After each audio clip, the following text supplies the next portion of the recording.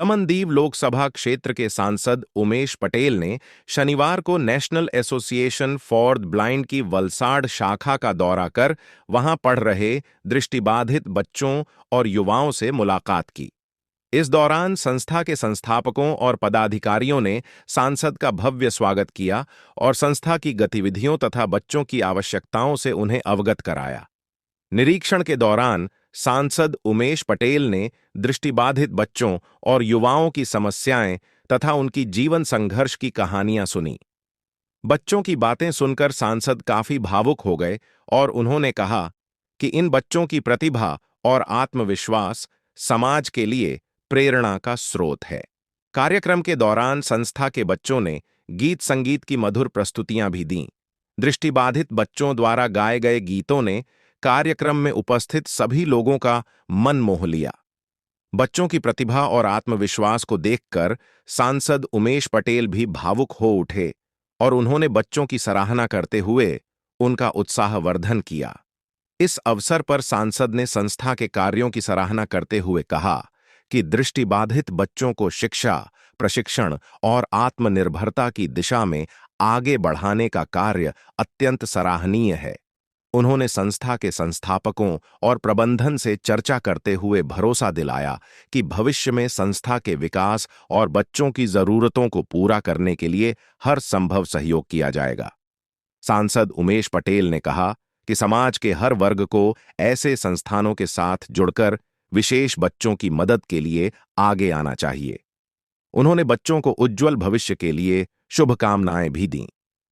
कार्यक्रम के अंत में संस्था के पदाधिकारियों ने सांसद का आभार व्यक्त किया और उम्मीद जताई कि उनके सहयोग से संस्था की गतिविधियों को और मजबूती मिलेगी। તમારી સાથે ખાલી 5 મિનિટ હજી તો મેં વિતા ગયા છે પણ એટલો બધો ભાવ અંદર ઉમટી રહ્યો છે જાણે કે એક ભાઈ અહીંયા આવીને મને સામેથી કહી રહ્યું છે કે તને જેટલી જરૂર હોય મને મળશે। આજે એ વસ્તુ કોણ કહે અને જે વ્યક્તિ એક પોલિટિકલ ફિગર છે અને આજે એમપી છે એ દિલ્હી હતા, દિલ્હીથી આજે આવ્યા અને તરત જ આપણને મળવા આવ્યા અને ત્યાંથી આવીને આજે મને એ કહે છે કે તું મારી બેન છે। ખરેખર થેન્ક યુ વેરી મચ કે તમે આજે અહીંયા આવ્યા। દિલથી તમારું સ્વાગત છે અને તમારો જેટલો પણ સપોર્ટ અમને મળી રહ્યો છે એના માટે ખૂબ થેન્ક યુ તમને। सर को मैं धन्यवाद कहना चाहता हूँ कि सर आप मेरे कहने पे आप अपना प्रॉमिस पूरा किया और आप हमसे मिलने आए, बहुत बहुत शुक्रगुजार हूँ। सबसे पहले मैं ये बात करना चाहता हूँ कि मैं आज तक बहुत लोगों से मिला लेकिन सर आज जैसा स्वभाव किसी के अंदर मैंने नहीं देखा। मैं कलेक्टर से मिला, उन्होंने मुझे ललकार दिया, सबने मुझे ललकारा, लेकिन सर आपने मुझे गले लगा कर कहा कि तू पढ़, जितना पढ़ना है मैं तुझे पढ़ाऊंगा। इसलिए सर आपका बहुत बहुत शुक्रिया सर।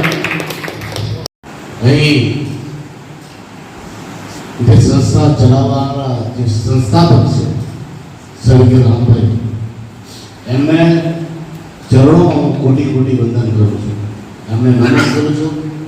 મેં પરમાત્મા પરમેશ્વરને પ્રાર્થના કરું કે પરમાત્મા પરમેશ્વર આ દિવ્ય આત્માને સદગતિ જરૂર આપશે, સાથે એમના પરિવારજનોને અને એમની દીકરી અમીબેનને મારા દિલથી સલામ છે।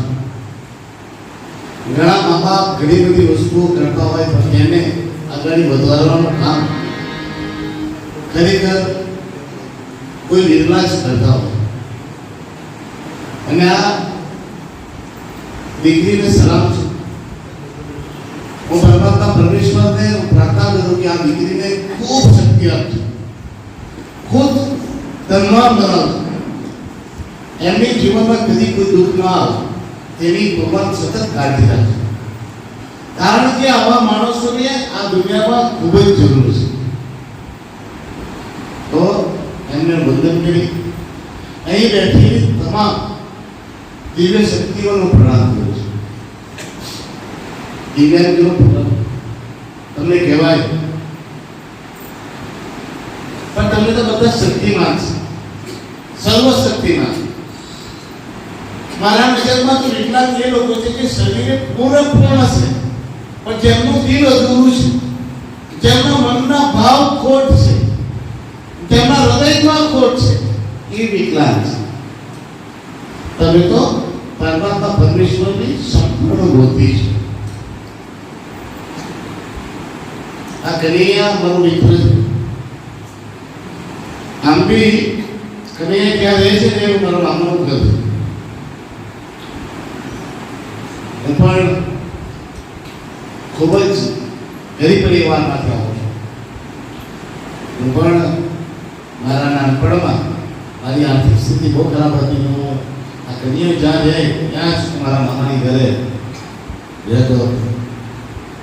એ જ્યારે દીકરો મારા પાસે આવ્યો ને મને વાત કરવા લાગ્યો કે સાહેબ મને મદદની જરૂર છે. મદદ બિચારા કેવી માંગી, મદદ માંગવાનું તે વાત કરીને આવ્યો કે મારે ભણવું છે ને મને ગુજરાતનું ટ્રાન્સપોર્ટ ડિપાર્ટમેન્ટ જે છે એ મને 10ના પાસ નથી આપ્યો, કેમ કે આપણે દમણમાં આવીએ છીએ. ગુજરાતનો લાભ તમને દમણવાળાને નહીં મળે. મેં વાત કરી, કલેક્ટરને બી વાત કરી, સમાજ કલ્યાણમાં બી વાત કરી, અને આ કામ થઈ જશે. પણ તમને હું કન્યા સાથે સાથે કહું કે કન્યા તો મારો મિત્ર છે, પણ તમે પણ એના મિત્ર છે, એટલે તમે પણ મારા મિત્ર છે.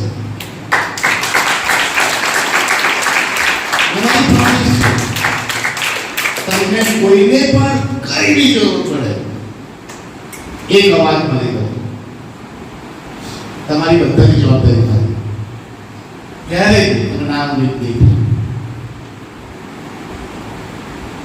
એકચુઅલમાં બંને મેં વાત કરી કે પરમાત્મા પરમેશ્વર આપણે ભાગ્યશાળી હોય ને એને જ આવા સત્કર્મ કરવાની શક્તિ આપે અને પ્રેરણા આપે ને આવા કાર્ય કરવા માટે આપણે આગળ વધારે. બાકી આપણે તમે ને હું કંઈ કરવા વાળા નથી. કરવા વાળો તો પરમાત્મા પરમેશ્વર છે. આપણે તો નિમિત્ત બનીએ અને આવા સત્કાર્ય કરવા માટે આવી દિવ્ય શક્તિઓની સેવા કરવાનો આપણે મોકો મળે એ માટે તો પરમાત્મા પરમેશ્વરનો આભાર. હું તમને પ્રોમિસ કરું કે તમારી આ સંસ્થામાં કંઈ પણ મદદની જરૂર પડે એ હું કરીશ ને આવતા વર્ષે ત્યારે આવીશ પાછો ને આવીશ, સતત આવીશ. તમને જ્યારે જરૂર પડે ત્યારે કરાવું. પણ વર્ષમાં તો મારે એક ચક્કર જરૂર થશે. બેન તમારે જે પણ કામ કરવા જવાનું તમને હમણાં જ આપી દેજો. 2 વર્ષની અંદર એ તમામ કામ તમારું કરીને આપીશ. ને આ બાળકોને કંઈ પણ જરૂર પડે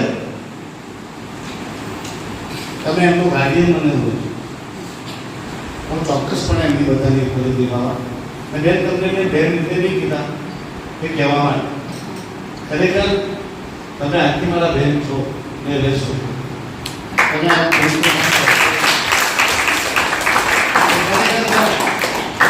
હું પોલિટિશિયન નથી, હું તો સમાજ સેવક છું. ને ભગવાનને પ્રાર્થના કરું કે મને પોલિટિશિયન બનાવતા પણ નહીં.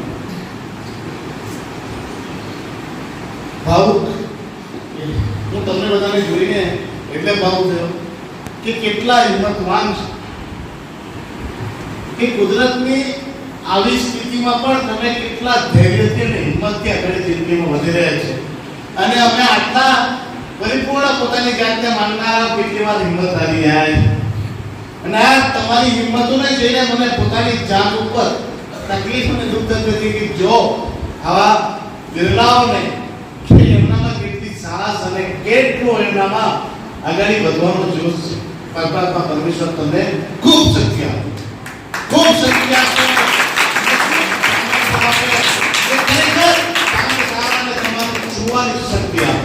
તમે જીવનમાં ખૂબ જ આગળ વધો અને તમારી હર મનોકામના પરમાત્મા પરમેશ્વર પૂરી કરે એવી આપણી પ્રાર્થના કરું છું. અને મને વિશ્વાસ છે કે અહીંની સંસ્થાથી તમે જરૂર તમારી જિંદગીની કામગીરીમાં મન ચાહું કામ તમે મેળવશો.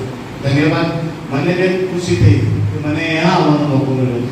આજે જીવનના સફરમાં આપણે હર માણસ પોતપોતાના કામ માટે અને પોતપોતાના સ્વાર્થ માટે અણગણાવની ત્યાં દોડતા હોય ત્યારે આવા દિલી કાર્યક્રમો માટે મને હું પોતાની જાતને સૌભાગ્ય માનું. થેન્ક યુ કનૈયા કે તે મને હિન્દી બોલાવ્યો અને આ સત્કર્મમાં મને ભાગીદાર થવાનો, આ યજ્ઞમાં ભાગીદાર થવાનો મોકો આપ્યો. ધન્યવાદ. તમારું સૌ આભાર.